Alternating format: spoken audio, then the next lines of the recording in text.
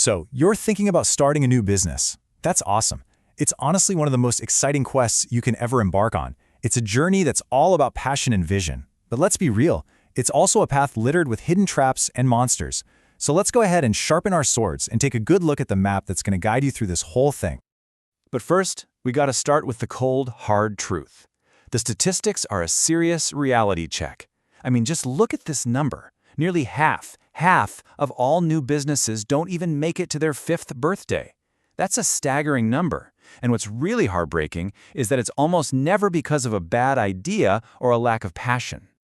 No, the real reason is usually a handful of critical, yet, and this is the key part, completely avoidable mistakes that trip up even the smartest founders out there. The good news? By understanding these pitfalls, you're not just crossing your fingers and hoping for success, you're actually engineering it. So think of this as your survival guide. Let's start with the biggest, baddest beast of them all, the financial dragon. Getting a handle on your money isn't just important, it's the absolute foundation that your entire kingdom is going to be built on. This quote, it just perfectly captures one of the biggest, most tempting traps for new founders. It feels incredible to see those big sales numbers rolling in, right? That's the vanity. But what actually keeps the lights on, what fuels your growth, that's profit, and that is sanity. It's not about how much you make, it's all about what you get to keep. And this slide right here, wow, it shows us the undisputed champion of business killers. A massive 82% of failures come down to poor cash flow management. All that means is more money is going out than is coming in at any given time. You can be wildly profitable on paper, but still go totally bankrupt if you run out of actual cash. It's the silent killer, for sure. You know, another huge financial trap is how you price your product or service. So many entrepreneurs, they price based on fear, the fear of being told no. This leads to these razor-thin margins, and honestly, it attracts the kind of clients who only care about getting a bargain. The really powerful shift is value-based pricing. Think about it. Are you selling a 1-hour design service, or are you selling a whole new brand identity that's going to increase your client's sales by 20%? Price that. That is how you build a real brand and a healthy, sustainable business. Okay, so with your financial house in order, you're now ready to face the next beast, the challenge of actually creating something people are desperate to buy. This is a question that every single founder needs to ask themselves with brutal honesty. It is so easy to fall in love with your own brilliant idea. But if you're building a solution without first confirming that a real, painful problem actually exists for a specific group of people, well, you're basically just building a castle in the clouds.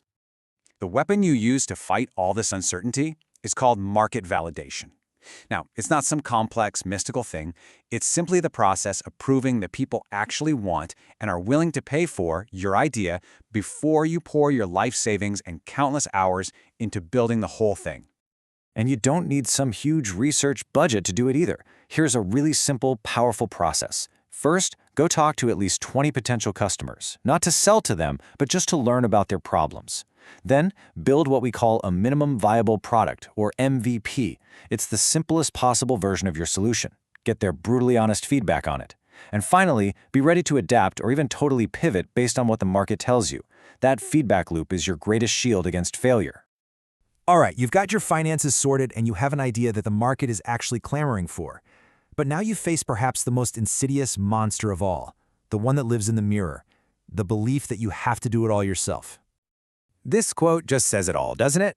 The whole hustle culture today glorifies the founder who does everything. They're the CEO, the marketer, the accountant, and the janitor. But wearing all those hats isn't a badge of honor. It's a direct path to exhaustion and stagnation. You're going to hit burnout way before you ever get your breakthrough. What this really comes down to is having a ruthless understanding of the value of your own time. I mean, just look at this comparison.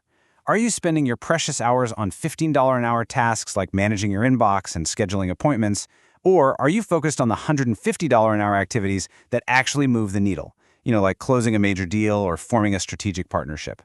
Every hour you spend on low-value work is an hour you've stolen from your company's growth. And delegation isn't just about hiring help, it is about building systems. If all the processes for your business just live inside your head, you've created a prison for yourself. Documenting your workflows, creating simple operating procedures, that's what unlocks your ability to delegate effectively and allows your business to actually scale beyond your own personal capacity. Okay, we have unmasked the 3 biggest monsters that take down new businesses: the financial dragon, the phantom market, and the solo founder trap. So what do you do right now? Don't get overwhelmed trying to fight them all at once. The key is to start small and just build momentum. Pick just one of these actions to take this week. Set up a simple spreadsheet to track your daily cash flow. Call one potential customer to test a key assumption you have.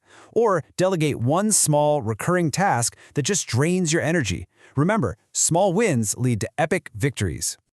Because avoiding failure isn't a single event. It's a continuous quest made up of smart, strategic choices. You have the map now, and you know the terrain. So the only question left is, which of these monsters will you choose to conquer first?